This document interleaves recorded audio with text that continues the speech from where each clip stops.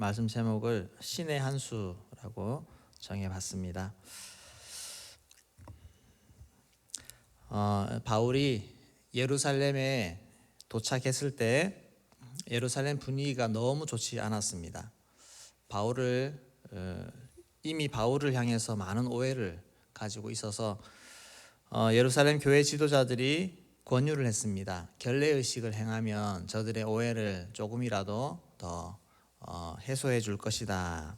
그래서 바울은 결례의식을 행하게 됩니다. 바울이 조금이라도 율법을 존중히 여기고 또 율법을 잘 따르는 사람이라고 그렇게 보여주기 위해서 덕이 되겠다 싶어서 바울도 따라서 그렇게 행동을 했습니다. 근데 결과적으로는 또 유대인들이 오해함으로 말미암아 바울은 성전에서 붙잡히게 됩니다. 이방인을 데리고 그렇게 성전에 들어갔다라고 하며 바울을 붙잡고 말았습니다. 29절에서 30절 그런 상황들이 나오는데 한번 읽어보도록 하겠습니다. 이는 그들이 전에 에베소 사람 드로비모가 바울과 함께 시내에 있었음을 보고 바울이 그를 성전에 데리고 들어간 줄로 생각함이러라. 온 성이 소동하여 백성이 달려와 모여 바울을 잡아 성전 밖으로 끌고 나가니 문들이 곧 닫히더라. 네, 이제 백성들이 막 군중이 흥분했습니다.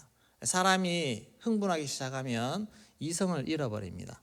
그리고 정확히 뭔지도 모르고 거기 다 휩쓸려서 바울을 잡아서 바울을 결국 어떻게 하겠다는 겁니까? 이럴 때 가만히 내버려 두면 바울은 죽습니다. 돌을 던져서 신성 모독이기 때문에 성전을 모독하는 거기 때문에 유대인들로서는 용납할 수 없는 그런 죄가 됩니다. 그래서 조금만 더 내버려 두면 바울은 돌 맞아 죽습니다. 이런 소란이 일어난다는 것을 천부장이 듣고 급히 출동했습니다. 성경에도 보면 급히 군인들과 백부장들을 거느리고 출동해서 거기 도착했을 때 바울이 한참 막고 있는 그런 상황에 그치게 되었습니다.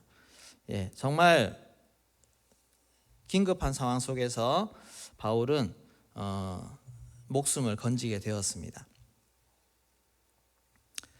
이런 바울의 입장에서 보면 예전부터 성령이 매임이 있다고 결박이 있다고 그렇게 얘기했던 것들이 실제로 일어났습니다. 그리고 그것이 그냥 호락호락한 것이 아니라 정말 목숨이 달아날 만큼 저들이 나를 들어 돌을 던질 만큼 그런 정도의 어려운 위기에 처하게 되었습니다. 이제 모든 것이 정말 끝나는구나 생각할 정도의 위기 상황에 맞닥뜨리게 되었습니다. 그런데 이런 상황이 우리가 바울의 지나온 삶을 그 뒤의 인생을 알기 때문에 좀 더 여유 있게 그 상황을 볼 수가 있습니다. 그러나 당시 그 상황만 딱 맞닥뜨려진다면 얼마나 암담하고 절망적이겠습니까? 하나님 앞에서 우리의 삶을 조금만 더 길게 볼 줄 안다면 얼마나 우리 인생의 많은 부분에 염려를 덜 할 수 있겠습니까? 사실 우리도 수많은 염려를 하면서 지내오지 않습니까?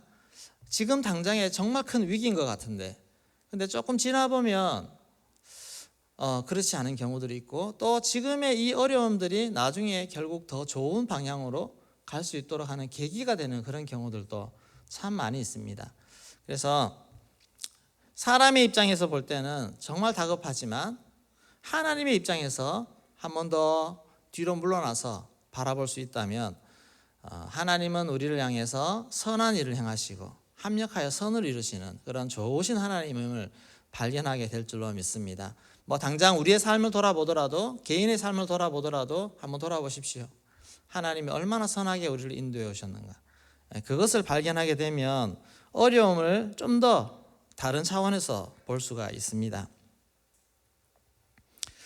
바울이 당한 이 붙잡힘, 결박 이것이 바울에게 어떤 더 좋은 방향으로 하나님이 틀어가시는 그런 하나님의 섭리.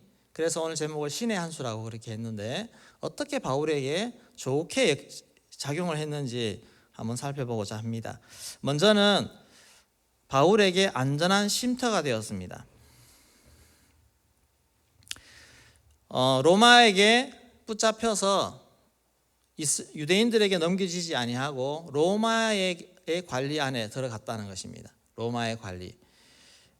그것은 상당히 바울에게는 오히려 안전한 피난처 역할을 해줍니다. 유대인들은 바울을 어떻게든 죽이려고 하고 있기 때문에 풀어주는 순간 바울은 위험한 것입니다. 그래서 바울이 로마에게 붙잡혀 있다는 것은 상당히 안전한 상황입니다. 벨릭스 총독은 당시에 유대 총독입니다. 이 총독은 바울을 가까이 두었습니다. 2년 동안이나 가까이 두면서 불렀다가 얘기도 하고 뭐 이렇게 하면서 기독교에도 관심이, 예수에 대해서도 관심이 있었지만 또 이 바울이 돈 많은 사람인 줄 알고 이 돈을 좀 얻을 수 있을까, 그런 생각으로도 가까이 두었습니다. 또 유대인들의 마음을, 유대인들이 저렇게 바울을 잡아서 죽이려고 하는데 바울을 잘못 풀어줬다가 유대인들의 마음을 놓칠까 봐, 그래서 바울을 붙잡아 두는 그런, 참 벨릭스 총독이 이 양쪽의 다리를 거치고 그렇게 처신하는 바람에 바울은 2년 동안이나 갇혀 있었습니다. 그런데 그 갇혀 있는 그 수준이 그냥 막 감옥에 집어넣어 가지고 밥도 제대로 안 주고 하는 그런 상황이 아니고 자연스럽게 가택연금 수준으로 그렇게 풀어주는 것입니다. 그래서 어찌 보면 바울은 상당히 편하게 쉴 수 있는 그런 상황을 2년 동안 가지게 되었습니다. 바울이 얼마나 치열하게 복음을 위해서 달려왔습니까? 정말 강의 위험, 강도의 위험, 모든 위험을 감수하며 하나님이 보내시는 곳곳에 다니면서 정말 열심히 살았습니다. 그리고 수많은 위협 앞에서도 늘 조심해야 되는 그런 위기 상황에 참 바울의 인생에 이렇게 편안하게, 마음 편하게 2년 동안 쉴 수 있는 그런 환경, 이런 환경이 언제 있었을까 돌아봅니다. 그런 상황에서 볼 때 이렇게 붙잡혀서 2년 동안 지내는 시간은, 물론 그 뒤에도 좀 그런 상황들이 있겠지만 바울의 인생에 정말 하나님이 주신 선물과 같은 쉼의 기간이라고 우리가 볼 수도 있을 것 같습니다. 저도 돌아보면 예전에 백혈병 알아서 투병하던 시간이 있었는데, 물론 힘든 부분도 많이 있었지만 돌아보면 그때만큼 푹 쉬었던 적이 없던 것 같습니다. 네, 정말 원 없이 누워가지고 원 없이 이렇게 쉬었던. 그래서 한 번씩 좀 쉬고 싶다 생각할 때는 그때가 생각날 때도 있습니다. 자, 두 번째, 이 매임을 통해서 바울은 고위 권력자들에게 복음을 전할 수 있는 기회가 생겼습니다. 바울은 다른 사도들과 다르게 로마 시민권을 가지고 있었습니다. 당시에 이 로마 시민권이 가지고 있는 많은 특혜들이 있습니다. 특권이 있는데 그것을 재판 없이 정죄할 수가 없고 재판 없이 사람을 죽일 수 없는 그런, 재판을 받을 수 있고 다른 사람을 고소할 수도 있는 그런 법적인 권한이 있는 것입니다. 그래서 항소를 하고 그렇게 재판 과정을 가질 수 있는 그런 권한이 있었습니다. 그래서 바울은 자기가 뭐가 잘못됐는지 분별하기 위해서 윗사람들에게 재판을 받을 수 있는, 그리고 항변할 수 있는 그런 권한을 가질 수가 있었습니다. 당시에 그 총독 앞에서도 변호를 하고 또 아그리빠 왕 앞에서도 변호를 할 수 있는 기회가 있었고, 아마 나중에 로마에 가서는 황제 앞에서도 그렇게 변호할 수 있는 기회를 얻었을 것입니다. 바울의 이런 붙잡힘을 통해서 그렇지 않았으면 할 수 없는 복음 전할 수 있는 기회, 그것도 최고의 권력자들 앞에서 복음 전할 수 있는 그런 기회를 잡게 되었습니다. 또 세 번째는 로마로 갈 수가 있었습니다. 로마행의 기회를 갖게 되었습니다. 바울은 오래전부터 이 로마에 가고 싶었습니다. 그래서 이렇게 저렇게 알아봤지만 길이 열리지 않는 그런 상황이 있었는데, 바울의 매임, 바울이 예루살렘에서 붙잡히는 것은 하나님께서 이 바울을 로마로 보내시는 하나님의 방법이었습니다. 하나님이 돈 안 들이고 보내시는 그런, 사람이 생각할 수 없었던 하나님의 정말 신의 한 수입니다. 이런, 돌아보면 이게 하나님의 뜻이었구나, 이것 때문에 하나님이 나를 어렵게 하셨고 어려움에 처하게 하셨고 이런 상황에 놓이게 하셨구나라고 돌아볼 수 있는 것이 너무너무 많습니다. 왜냐하면 하나님은 우리 인생의 모든 일들을 통해서 하나님의 일을 이루시기 때문에, 합력하여 선을 이루시기 때문에 그렇습니다. 저도 아까 말씀드렸지만 젊을 때 백혈병 진단을 받았을 때 저는 모든 것을 멈춰야 됐습니다. 학교 다니던 학업도 다 멈춰야 됐고, 하던 사역도 멈춰야 되고, 또 취업 준비도 하고 있었는데 그 취업 준비도 다 멈춰야 됐고, 모든 것이 올스톱이었습니다. 근데 돌아보면 그때 그 기간이 제 인생을 새롭게 하는, 하나님이 저를 새롭게 방향 전환해서 이끄시는 정말 인생에서 소중한 시간이었고, 하나님이 저를 이끌어 가시는 최고의 방법이었습니다.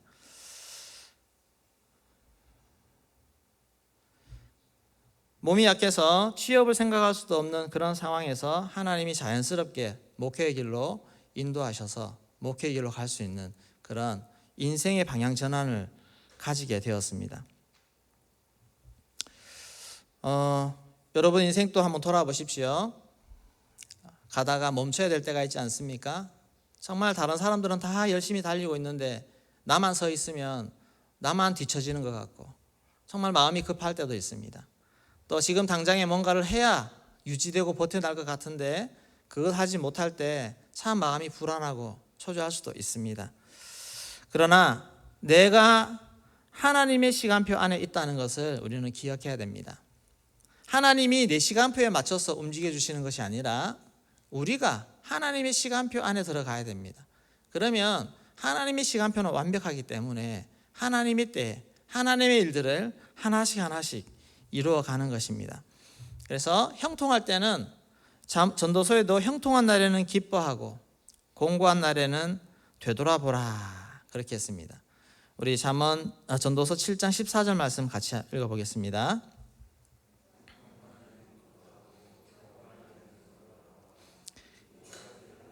병행하게 하사 사람이 그의 장래일을 능히 헤아려 알지 못하게 하셨느니라. 네, 형통한 날도 주시고 공고한 날도 주시는데 이 두 가지를 하나님이 병행하게 하셨다, 같이 주신다는 겁니다, 우리 인생에. 그래서 장래일을 능히 헤아려 알지 못하게 하셨다. 한 번 잘 되는 사람이 끝까지 잘 되라는 보장이 없다는 겁니다. 또 한 번 이렇게 어려운 일을 당했을 때 그것으로 너의 인생이 끝이야 라고 그렇게 말씀하시지 않는다는 것입니다. 형통할 때도 있고 공고할 때도 있고, 이것이 하나님의 타이밍에 따라서 왔다 갔다 합니다. 그래서 내가 앞으로 어떻게 될지 사람이 모르게 만드셨다는 겁니다. 우리 인생은 내가 스스로 장담할 수 없습니다. 잘 될지 못 될지, 세상적으로 부유할지 가난할지 여러분 어떻게 압니까? 모릅니다. 한 가지 확실한 것은 하나님이 내 인생에 선한 일을 한다는 것입니다. 그것 하나는 확실합니다. 그러나 내가 형통할지 건강할지 병에 걸릴지 아무도 모릅니다. 우리 앞날에 어떻게 될지 여러분 그거 가지고 예측하고, 하나님 저는 이제 앞으로 정말 건강하고 부유하고 잘되게 인생 마치게 해주세요, 그렇게 될 수도 있고 안 될 수도 있습니다. 그래서 우리가 하나님 앞에 항상 겸손하게 하나님을 바라볼 수 있도록 만드십니다. 우리 예측해버리면 하나님 바라보지 않습니다. 내 인생 잘 되기를 하고 보장되어 있으면 하나님 찾겠습니까? 하나님 안 찾습니다. 하나님을 의지하는 것이 인생의 복입니다. 그리고 하나님이 내 인생에 선한 일을 이루어 가시는 것을 우리는 경험하고 깨달아 가는 것입니다. 고린도전서 1장 25절 말씀 같이 읽겠습니다.